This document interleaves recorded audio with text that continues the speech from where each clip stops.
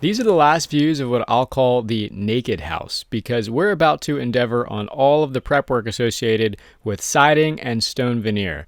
This is our corner boards, our window trims, our mechanical penetrations, but this video in specific will focus on the corner boards and the flashing at the base of the siding where it meets the stone veneer. We filmed a ton of content for exterior finishes, so it'll be broken up into several videos, otherwise it would be one gigantic video. Let's talk about our corner trims on this house. There are a bunch of different claddings. We have stone veneer up here, James Hardy here, vinyl on this wall, and then there's PVC board and batten on the front. So you can't just do a one-size-fits-all approach for trims. If this were all vinyl, I would just buy a corner piece and be done with it, but we have to accommodate all this. And our exterior stack-ups aren't even that traditional either because we are using rain screen. This is a little sample of Benjamin Obdike Slicker Max. It's a netted drainage mat that allows drainage behind our siding, like this fiber cement, with any kind of cladding that can actually absorb water, which fiber cement can if left in water long enough. It's recommended to have a drying space on the back side of it so that it can dry out. So that's why we're using Slicker Max. We're using it all around, even under the vinyl, even though vinyl typically doesn't need it. But this adds a 1/4 inch to our wall assembly, so we have to think about that with all of our trims. On top of not using the most traditional cladding stack-ups on the exterior, I also don't really want to use much exterior sealant if I can help it. It's just a maintenance item in the long term. No sealant lasts forever. And so I want to be able to use flashing and channels wherever possible to eliminate caulk and exterior sealant. This is an example of a J channel. I bent this myself though, because it's 1 inch thick, where standard J channel is 3/4 inch thick. And basically this will accommodate both my rain screen mat and my James Hardy stack up, which is about 1 inch thick. The traditional way to handle James Hardy siding and corners are to slap the trim up against the sheathing, put the Hardy right up next to it, butt it up, and then caulk down the seam. I didn't really want to do that. I want to do a caulkless joint here, so I just need a 1 inch piece of furring basically, and then I'm going to put my 5.5 inch much wider exterior trim over top of that furring.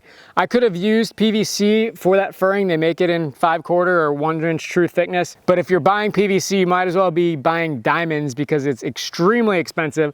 And so I decided I would limit my cost by just using 5/4 pressure treated deck board here. I'm going to rip it in 2 and then screw that on my corners here. My PVC exterior trim will then fasten to that with blind fasteners. They're called Cortex screws. They basically drill a little hole in the trim as you drive the screw, and then there's a plug that caps it off to a pretty seamless transition. I'm going to say I actually have some in this piece right here. Let me zoom in on it real quick.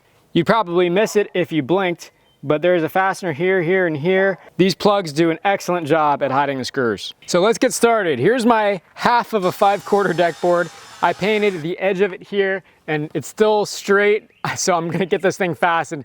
I've learned the hard way that pressure treated lumber, if you let it dry and it's not fastened in place, it's just going to bend like a freaking banana. You wouldn't believe it. In fact, I ripped one of these to just do a test, and I let it sit out in the garage, and it's the most warped piece of lumber I think I've ever seen in my life. So I'm going to get this fastened in place while it's still fresh. These are some, I think these are what, 2 inches, 2-inch exterior deck screws. And if I can just get one in, then I can sort of get this thing level, plumb I should say. How far below do I need to be my sheathing here? Probably 1/2 inch. Now that the bottom's in place, I can tack the top and then work my way down. I'm doing fasteners probably every 2 foot or so, staggering them and angling towards that corner because I know that's where my blocking is, or the stud is anyway. Go 81 inches. If I've learned one thing while building a house, it's you better be pretty comfortable on ladders, because you know what's tall? Houses. Almost everything you're doing on them seems to be on top of a ladder. This is by far the most dangerous tool on the job site. So I respect the hell out of them, and I am as careful as I can possibly be. Should be using a stabilizer for this guy, but impact guns really save the day because you don't have to put hardly any force on the tool at all to drive these screws in, which would be a lot more dangerous considering I'm on top of a ladder if I had to do that. In comparison to like a cordless drill, impacts save the day.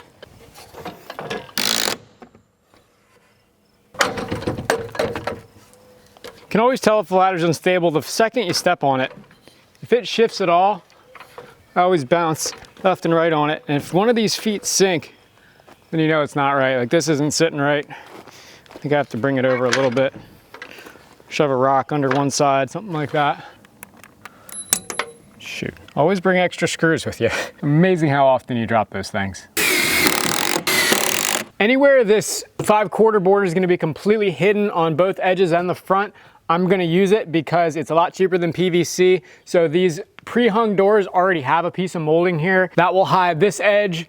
I painted this edge white, but it will basically be tucked in behind the outside trim board anyway, and then the front will get a 5.5 inch wide piece of PVC trim on it, and I'll fasten it to our furring strip here. I think that'll work out really nicely. The doors that I can't do this on are going to be the garage doors because those don't have this pre-done trim here. I'm just going to use PVC for the furring strip on that, even though it's more expensive because the edge will be exposed. We'll probably have to paint the PVC anyway to get it to look nice, but it will look a lot better than like the edge of a pine pressure treated board. Now that I have that door trim on, I can extend this drip edge to meet it.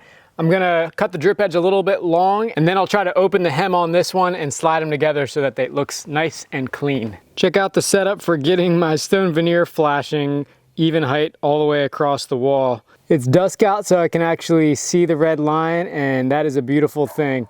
Projects the line all the way across the wall. No guessing at all. I know that's a dead flat level line. It falls right at the crease of that trim. This drip edge is from McElroy Metal, the same folks who supplied our roof and soffit and fascia. Really awesome stuff. Oh, I got dirt in my clippers. Come on. It's also going to be fun wrapping this around the corner. If this drip edge at the bottom were a right angle, it would be really easy, but I don't think that's going to work like that with the way it is. So we're going to have to get creative on that. So my idea here, instead of just letting these overlap because we have this thick hem here, I'm going to try to slide this one inside the hem of this. So I'm going to open this hem up a little bit. I'm going to mark this and cut basically where the hems collide. Then I'll cut the hem of this one away to this point and kind of at an angle so that it slides in, and hopefully it looks pretty seamless. This may or may not work. Probably should have tried this on a smaller piece to start with, but this could be a life lesson learned the hard way if it doesn't work. I've seen something similar on social media, but I honestly kind of forget how it worked, and I don't feel like looking it up. Oh yeah, that'll work. That looks really good. Just like that. Nail this thing in with some 1.25 inch galvanized roofing nails. Zip tape over this, we'll be good to go. I mocked it up to find my studs, and I do like to pre-drill the holes in this metal so it doesn't oil can it too much.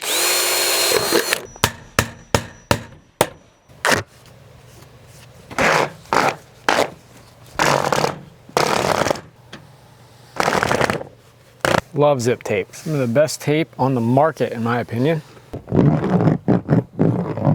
Next is wrapping around that outside corner, and I did mock this up with a small piece just to kind of get a grip of what I'm doing. So that's kind of what I'm thinking.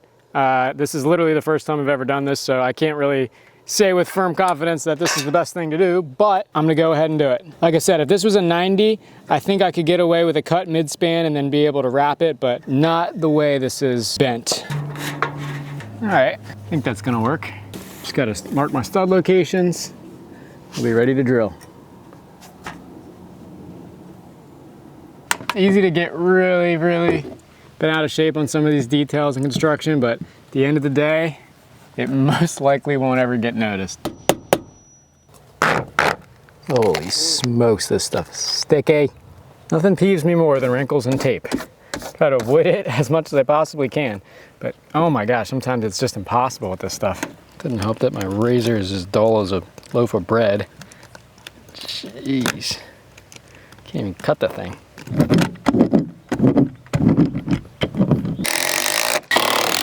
Just for the heck of it, I'm gonna try a slightly different technique for this wall and the front wall. I got my rotary laser set up, might as well get some more use out of this than just the foundation, and my receiver, and that's just at an arbitrary height, but I can then beep this to where it's at on the wall, and then note the difference between that and my baseline for where this trim is, and then I can just do the receiver over that way and measure up to where this line is here, same distance, and we should have a level outcome. We'll see. I probably should have set this up at the corner so I can see the front wall at the same time. Yeah, maybe that's I might do that actually before I start. That way I can just keep rolling right around the corner. All right, so we're 3 3/4 from the bottom edge of this trim to where my laser's at. So now anywhere I go, I should be able just to hit this against the wall, measure up 3 3/4, and that's where my trim's gotta go. Should be pretty easy. That's what they always say though. Until my laser's blocked by my electric meter. Won't work there. So there's the mark for my laser. So 3 3/4 up from that is right through the middle of my 3-foot dot. And that's right on the money for what I was planning for the stone veneer. Sanity check with the level, and we're ready to mount trim again. Almost dropped my laser receiver. Good job. I feel like this technique is especially handy for areas like this where I have these large doors where I can't really carry the measurement across. But with the laser, I can just mark on each side and know I'm at the exact right height, and it will be good with very minimal effort.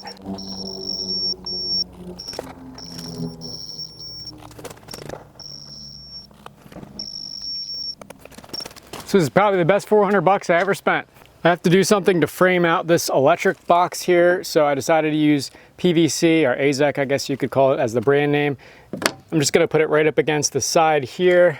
At the top, I routed out a little bit where it's got to clear that ledge there, and then there's also like a 5 or 8 degree angle or so cut on the top. That way my top piece will shed water. I'll still put a piece of metal head flashing over top of that as well, but that will wrap all the way around.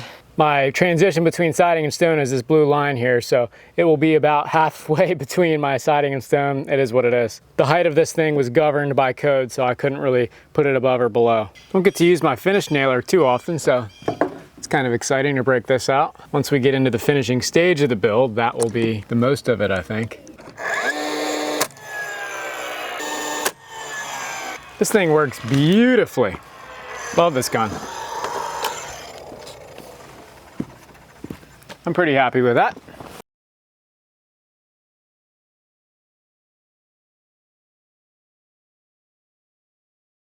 I guess I neglected to get footage of going around the front with the flashing, so in lieu of that, here's some drone footage of our dog George doing some dog yoga. Gets a little butt lick in there as well. We will pick up where we left off on the next video.